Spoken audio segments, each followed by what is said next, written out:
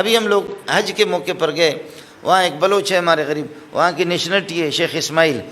تو رات کو مکے میں اس نے ہماری دعوت کی حج کے بعد، اور میں نے کہا کہ ہمیں مدینہ جانا ہے، 1-2 دن کے بعد مدینے سے نکلنا تھا. کہنے لگے اللہ کے لیے میری دعوت کھاؤ، لین کی گاڑی میں نہیں، میں آپ کو لے کر کے چلا جاؤں گا.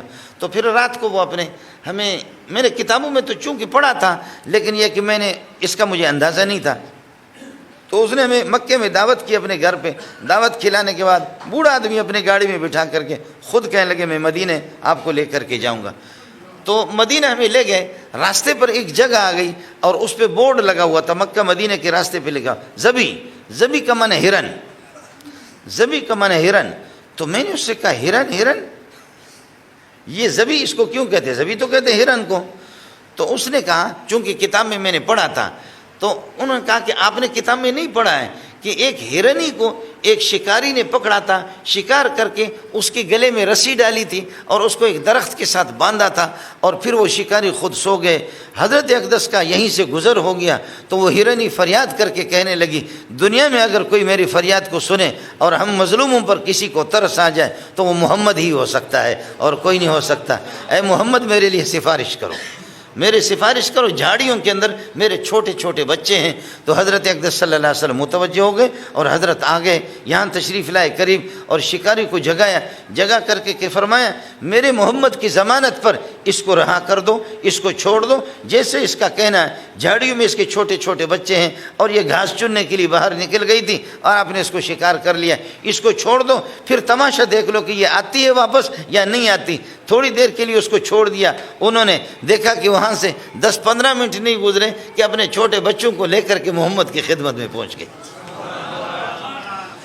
یہ مواہب لدنیہ جو حدیث کی کتاب ہے، علامہ زرقانی رحمۃ اللہ علیہ نے انہوں نے بھی واقع لکھا ہے. واقع تو میں نے پڑھا ہوا تھا لیکن یہ کہ مجھے اس کا اندازہ نہیں تھا. تو میں نے کہا زبی، اس جگہ پر بورڈ لگا ہوا زبی. اس نے کہا مولوی صاحب یہ وہی جگہ ہے، وہ ہرن والا مسئلہ ہے. پھر شکاری بھی مسلمان ہو گیا، وہ بھی حیران ہو گیا کہ ہرن ہی کس طرح محمد سے بول رہی ہے، جانور کیسے بولتے ہیں، جانور کیسے بولتے ہیں. میں اور آپ ہم تو یہ ہے کہ ہمیں قرآن نہیں بولنا ہے، ہمیں درود بھی نہیں پڑھنا ہے، ہمیں دس از مائی چینک. وہ ہمارے بروئی بلوچ سندھن کے ڈسبت ایڑی انگریزی یہ لگے تو ہی نجی ماں جگہ وہ انگریز تھی گئی ہے. ایسے لگ رہا ہے کہ ماں اس کی کوئی سندھی گزر گئی ہے انگریز. اور ایسے بلوچ ایسے انگریزی بولتے ہیں، ایسے انگریزی بولتے ہیں، اور کلمہ جس طرح پڑھتے ہیں لا الہ الا محمد رسول اللہ، لا الہ محمد رسول اللہ، لا الہ محمد رسول اللہ. تو ہم کہتے ہیں کہ اشہد ان محمد رسول اللہ، ادھر ہے لا الہ الا محمد رسول اللہ، ادھر در ادھر در. کہتے ہیں مولوی صاحب مکھے کھانا خبر، مکھے خبر ہی کو نہیں. ارے بابا ہتے جو کو ہے اشہد ان محمد رسول اللہ، اور کلمے میں جو کو ہے اشہد ان محمد لا الہ الا محمد رسول اللہ، ہتے در ہتے در ہی چھاجے کرے. مولوی صاحب مکھے کھان خبر اساں کی خبر ہی کونے تو کہ موچڑا لگے پتہ تو کہ خبر تھیندو. ہم تو حال ہے، ہمارا حال تو یہ ہے نا، اس حد تک ہم لوگ انگریزی ایسے بولتے ہیں، ایسی انگریزی بولتے ہیں. ہمارے ایک بابا تھا، وہ جامع فاروقیہ میں اللہ مغفرت کامل فرمائے، انگریز جب آتے تھے تو وہ بھی اپنے انگلیوں کو کاٹتے تھے. انگریز کی ایسی گرفت کرتا تھا. انگریز کہتے کہ اتنے ایسی انگریزی تو میری ماں بھی نہیں بول سکتی، میں تو انگریز ہوں.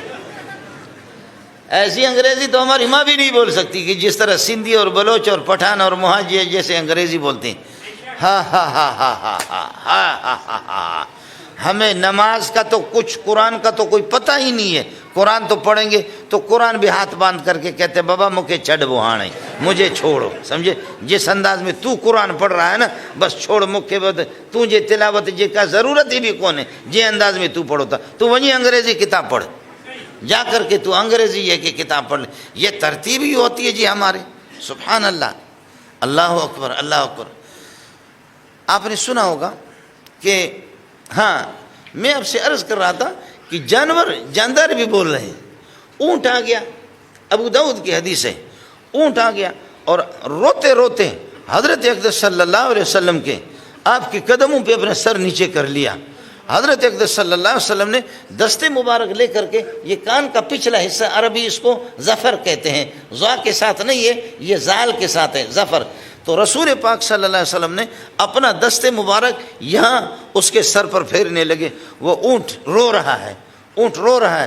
فرمانے لگے یا رسول اللہ، میرا جو مالک ہے وہ مجھے کھلاتا بھی نہیں ہے کما حق ہو، میرا پیٹ بھرتا نہیں ہے، پلاتا بھی نہیں ہے مجھے، اور آپ دیکھیں کہ میری پسلیاں ایک دوسرے میں داخل ہو گئی ہے، لیکن میری طاقت سے بڑھ کر کے مجھ پر ظلم کر کے بوجھ رکھتا ہے.